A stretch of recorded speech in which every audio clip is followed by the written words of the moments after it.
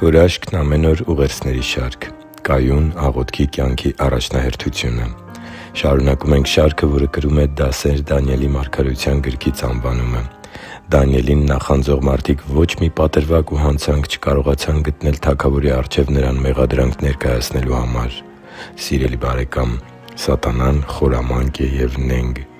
Նույն որակներն ունեն նաև նրան ծառայող ու նրանից առաջնորդություն ու ուղղորդում ընդունող մարդիկ։ Ուստի Դանիելին իրենց կյանքի ամենամեծ թշնամի համարող մարդիկ որոշեցին Դանիելի դեմ օգտագործել նրա հավատարմությունն ու աստվածապաշտության նվիրումը։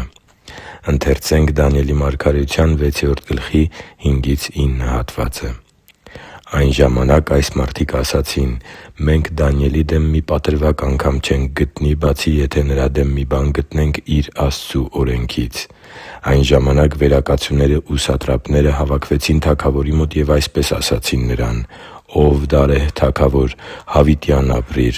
Խորհրդակցել են թագավորության բոլոր վերակացուները, կառավարիչներն ու սատրապները, խորհրդականներն ու կուսակալները, որ թագավորը մի հրաման արձակի և արգելանք պարտադրվի, որ ոչ ոք, քեզնից բացի, ով թագավոր, 30 օր ոչինչ չխնդրի որևէ աստծուց կամ մարդուց, այլապես նա առյուծների գուբը գցվի։ Հիմա, ով թագավոր, հաստատի՛ր այս արգելանքը և ստորագրի՛ր հրովարտակը, որ այն մարերի և պարսիկների օրենքի նման, որ անխաբանելի է, անփոփոխելի լինի»։ Ուստի դարեհ թագավորը ստորագրեց հրովարտակը և արգելանքը։ Ինձ համար շատ հետաքրքիր էր նկատել, որ Դանիելի շրջապատի մարդիկ հստակ տեղեկացված էին Դանիելի Աստծու պատվիրանների և դրանց հանդեպ Դանիելի խորը ու սկզբունքային նվիրման մասին։ Նրանք գիտեին, որ Դանիելը չի կարող չաղոթել իր Աստծուն։ Նրանք համոզված էին, որ անգամ մահապատժի սպառնալիքը Դանիելին հետ չի պահելու իր Աստծուն ուղղված աղոթքի հավատարիմ կյանքը շարունակելուց։ Ա Թեսաղոնիկեցիս 5:17-19 խոսքերում գրված է. «Անդադար աղոթեք, ամեն բանում գոհություն հայտնեք, որովհետև սա է ձեր հանդեպ Աստծու կամքը Քրիստոս Հիսուսով. հոգին մի մարեք» Աստծու համար թանկ ու սիրելի՛ զավակ, իսկ մենք որքանո՞վ ենք նվիրված Նոր Կտակարանի վերը բերված պատվիրանին։ Մեր շրջապատի մարդիկ արդյոք տեղյա՞կ են Տեր Աստծու պատվիրաններին ու Նրան պաշտելու մեր սկզբունքներին մեր նվիրմանն ու հավատարմությանը։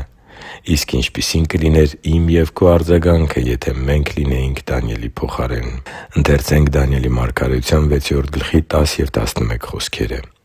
«Երբ Դանիելն իմացավ, որ հրովարտակը ստորագրվել է, գնաց իր տունը. նրա վերնատան պատուհանները բաց էին դեպի Երուսաղեմ։